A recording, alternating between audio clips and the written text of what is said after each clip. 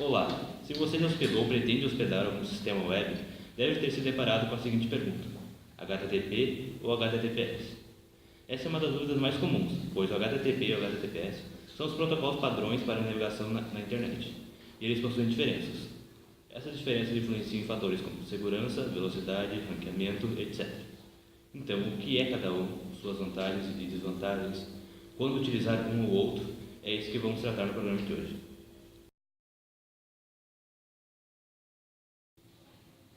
É a versão inicial do HTTP, sendo constituído por um simples protocolo cliente-servidor, como um pedido-resposta, e inicialmente não tinha nome.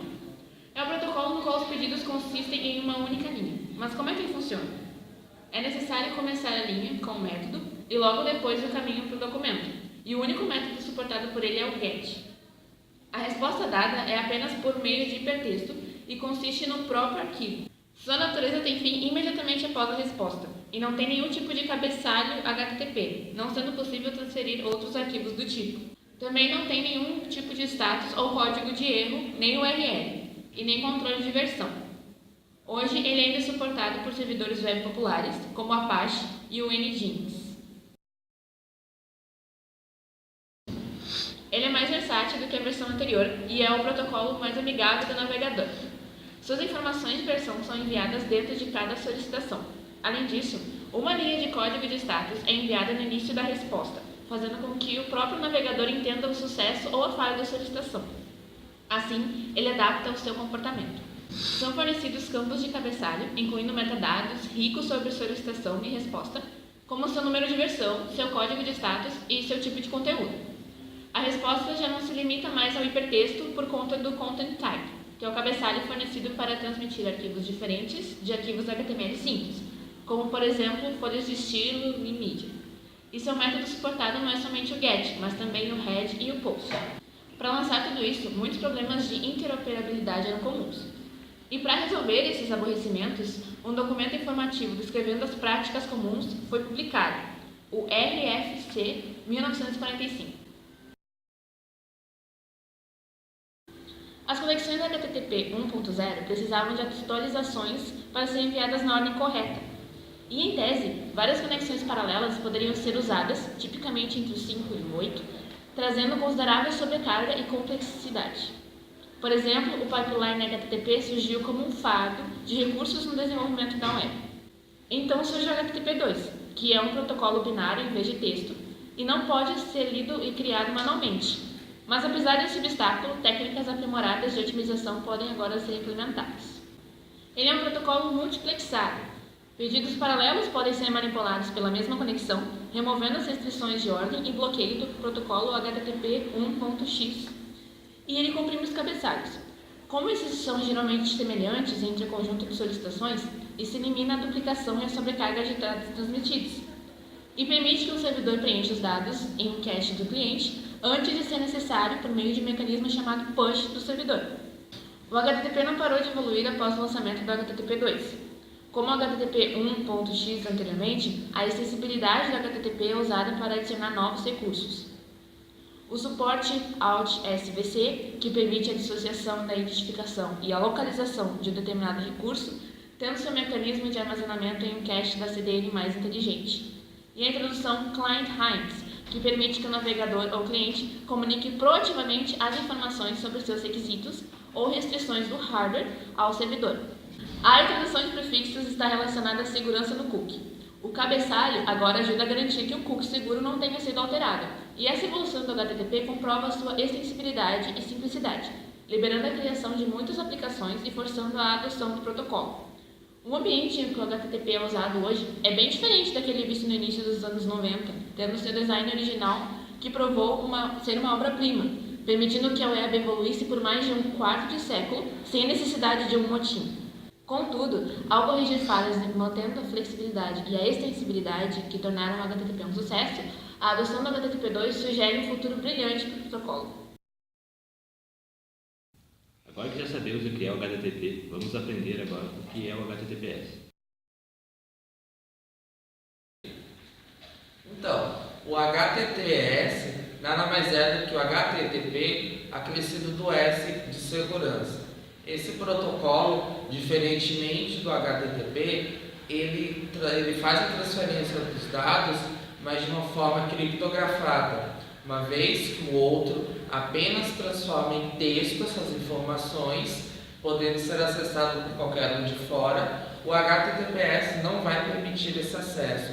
Ele gera integridade, ou seja, as mensagens não vão ser lidas ou divulgadas para outras pessoas. Confidencialidade, só você e o servidor, no caso o cliente, vai poder saber o que está acontecendo, vai poder mexer na transação que você está fazendo. E autenticação, ou seja, o servidor vai comprovar que ele e que ele é de confiança. Mas bom, como que funciona esse serviço? Através de 4 ferramentas, dos protocolos TLS ou SSL, através de criptografia, do MAC e dos certificados digitais que vamos falar agora.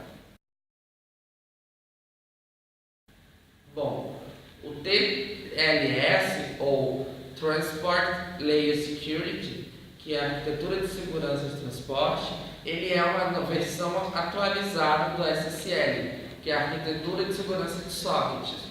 O TLS, ou arquitetura de segurança de transporte, ele é uma versão atualizada do SSL, que é a arquitetura de segurança de sockets.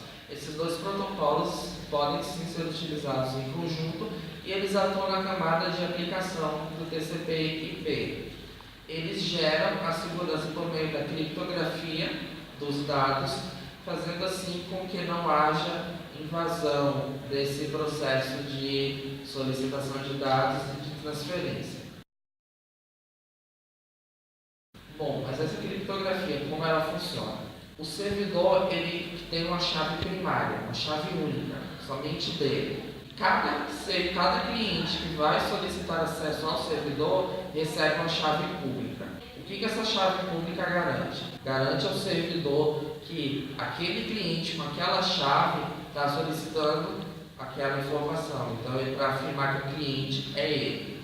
E a chave privada faz com que o cliente saiba que a solicitação que ele está fazendo no servidor X é realmente do servidor X. Bom, quais as vantagens desse tipo de criptografia? Se por algum acaso, no meio dessa transação, o servidor detecta que há uma outra chave pública tentando acessar o mesmo servidor, ele vai cortar a transmissão. Por quê? Porque ele vai notar que tem alguma coisa de errado, porque para cada chave primária, você vai gerar uma chave pública para um cliente. Não tem como outra chave pública acessar a mesma comunicação, é a comunicação de um para um. Isso faz com que haja uma segurança muito maior, porque esses protocolos TLS e SSL também geram um código MAC, que é um código de autenticação de mensagem. Como que ele funciona? Esse código ele é gerado por forma de cálculos muito complexos, que não vamos nos aprofundar aqui, mas como que na prática funciona. Os protocolos geram esse código MAC na solicitação do cliente ao servidor. Então o servidor vai ter esse código e ao mesmo tempo esse cálculo é feito do lado do cliente. Por quê? Assim que a mensagem eu solicito algo, por exemplo, eu estou no banco, eu solicito fazer uma transação. Assim que o banco vai me passar as informações da transação, ele gera essa mensagem do tamanho do arquivo e ele manda para o cliente. Chegando lá, esse código MAC ele vai ser verificado com o do cliente. Se for igual, a mensagem chega, a informação chega, eu consigo completar a minha transação. Se essa mensagem, por algum acaso, for diferente, ele interrompe do mesmo jeito. Por quê? Com isso, ele tem a certeza de que não houve, a mensagem não foi corrompida, os dados não foram corrompidos por outra pessoa. Outro fator também que colabora com a segurança dos protocolos HTTPS são os certificados digitais. O que são esses certificados? É um certificado que comprova que esse servidor ele é legal, que ele é de confiança e que ele não vai apresentar nenhum erro. Bom, esses protocolos eles podem ser feitos de forma gratuito, existem diversas empresas que fornecem certificados, pode ser feito de forma online. Agora, em casos de sites de servidores que utilizem dados extremamente confidenciais, como por exemplo o site do Banco Central, aplicações do governo, aí o representante da empresa vai até a filial ou o órgão do certificado digital para poder assinar esse contrato. Esse certificado ele aparece antes do link. HTTP, por exemplo, http://bancodobrasil.com.br. Antes desse link vai aparecer se ele é seguro ou não. Porque ele, para garantir ao cliente que o site que ele está acessando, que as informações que ele vai passar são seguras e que vão ser tratadas de forma confidencial. Isso é uma vantagem sobre o HTTP, uma vez que não há necessidade disso no outro protocolo. Então, quando você entra, geralmente aparece aquela mensagem não seguro, porque não quer dizer que o site não é seguro totalmente, que você vai ser hackeado, mas quer dizer que ele não tem certificação, e isso faz com que você fique com medo, o cliente fique com medo de passar as informações no site que é seguro, porque nem todos têm conhecimento da diferença de protocolos HTTP e HTTPS. Como foi mostrado, parece que o HTTPS é totalmente superior ao HTTP, mas o HTTPS também possui suas desvantagens. E é isso que iremos tratar agora, mostrando os 4 principais fatores: SEO, que é o ranqueamento do Google, o X, que é a experiência do usuário, a velocidade de carregamento e os custos de contratação. Vamos ver agora a diferença entre o HTTPS e o HTTP nessas características. Se você busca ter um site relevante na internet, SEO é uma sigla importante, pois ela representa uma série de boas práticas para que um site possua uma melhor posição em sistemas de busca como Google, Bing, etc. Com isso, na hora de um usuário pesquisar por algo relacionado ao seu site, se ele for em HTTPS, ele aparecerá antes dos sites que tiverem HTTP. Portanto, nessa categoria, ponto para o HTTPS. Dependendo do navegador que utiliza, alguns sites costumam exibir pop-ups informando que determinado site não é seguro. Muitas vezes não é porque o site não é seguro, mas sim porque ele não está em HTTPS. Assim, a experiência do usuário é prejudicada, pois ele vai pensar 2 vezes antes de informar algum dado, pois a maioria dos usuários não sabe a diferença entre o HTTP e o HTTPS. Assim, acabam procurando sites de concorrentes. Também há a questão dos e-commerces, pois ter um certificado digital dá credibilidade, dando confiança para o usuário, principalmente na hora de inserir dados sigilosos, como números de documentos e cartão de crédito. Portanto, na categoria de experiência do usuário, ponto para o HTTPS. A velocidade de carregamento é a maior limitação do HTTPS, pois apesar de ser mais seguro, o HTTPS deixa os sites mais lentos. Isso acaba sendo um fator importante na hora de optar pelo HTTPS. Para contornar esse problema, muitas empresas têm deixado o HTTPS apenas para sistemas críticos, como logins e transações. Essa estratégia funcionou por um tempo, mas a internet está se moldando para priorizar a segurança do cliente final. Sendo assim, mesmo com a queda da velocidade, a segurança ainda prevalece. Então, mesmo com a segurança sendo mais importante no quesito da velocidade, o HTTP leva melhor. Antigamente, os custos para a aplicação do HTTPS eram extremamente altos e alguns certificados precisavam ser renovados anualmente. Dessa forma, o HTTP era muito mais comum e barato e prático, como por exemplo o Let's Encrypt, que é um projeto da Linux Foundation. Mesmo que os certificados open source proporcionem menor segurança, já é suficiente para a maioria das empresas. Portanto, o que seria um ponto para HTTP antigamente, agora com certificados gratuitos se torna um ponto para HTTPS. Por mais que o HTTPS deixe a comunicação mais lenta entre o cliente e o servidor, a utilização desse protocolo traz mais segurança e melhor experiência para o usuário final. Então, respondendo a pergunta no início do programa, HTTP ou HTTPS, utilize o HTTPS. Nessa sessão, vamos instalar o servidor HTTP utilizando o módulo ExpressJS. Bom, inicialmente você tem que criar um arquivo server.js que vai ficar dentro da pasta app do seu projeto. Bom, para facilitar, como nós só estamos criando a pasta, nós vamos colocar dentro do desktop. No arquivo server.js, ele vai conter o código responsável por criar o servidor HTTP. Então, como vocês podem ver aqui do lado, nós temos o let express require express, ou seja, é uma requisição que vai estar chamando esse módulo. O app vai chamar o método express em si, o port é a porta a qual a gente está colocando no nosso servidor, no caso é a 3000. O app.list porta, ele vai receber esse valor da porta e aí ele vai passar para a pasta. Com isso, nós vamos colocar duas mensagens, servidor rodando em HTTP localhost e o número da porta, e para derrubar o servidor, Ctrl mais C. São duas mensagens que vão aparecer somente quando o servidor estiver instalado. Então, depois de digitarmos o código, nós vamos executá-lo a partir da plataforma Node.js. Então, para isso é necessário abrir o terminal e executar o comando que vai aparecer aqui do lado, cd desktop app, que é onde vai estar a pasta, o arquivo server, e aí com isso nós vamos inserir um node server.js. Bom, depois que você executar esses comandos, vão aparecer alguns erros no Node.js. Por quê? O Express.js ele não vem instalado na máquina, e quando você baixa o Node.js, você não baixa o Express junto. Então, o que é necessário? Você vai instalar primeiro o Express para depois inseri-lo no seu arquivo. Bom, aqui como podemos ver alguns dos erros deles, é cannot find the module Express, porque ele não pode achar o módulo do Express, e aí com isso podemos assim continuar a instalação do Express.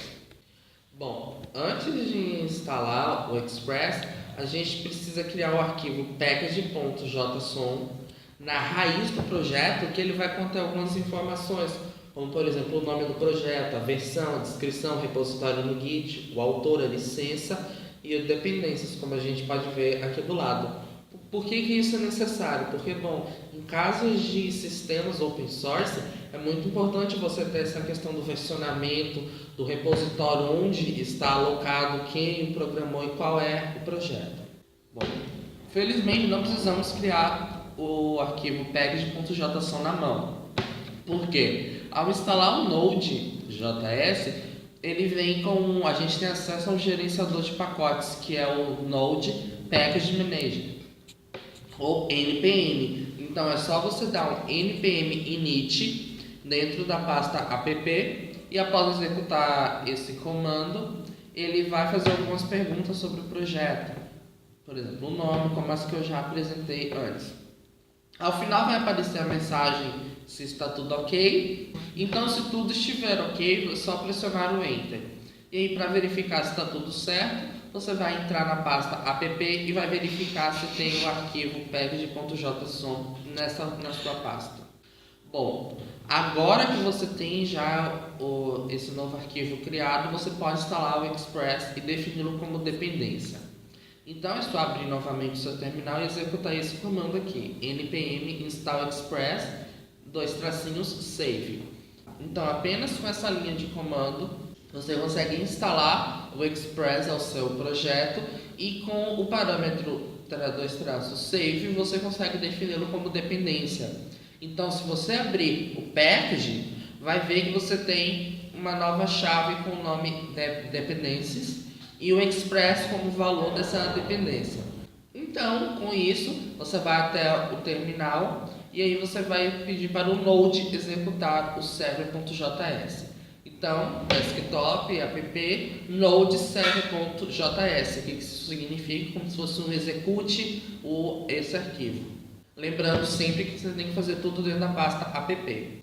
Bom, após executar o comando, você vai receber a saída no terminal, que foi aquela que foi apresentada no início. Servidor rodando em HTTP, localhost, a porta 3000, para derrubar o servidor, Ctrl C. Só para testar se está realmente tudo funcionando, você vai até o navegador e digite o link da primeira linha da saída do terminal, que é o localhost, que deverá aparecer a mensagem cannot get. Isso porque nós não definimos as rotas. Então essa é a resposta padrão, cannot get !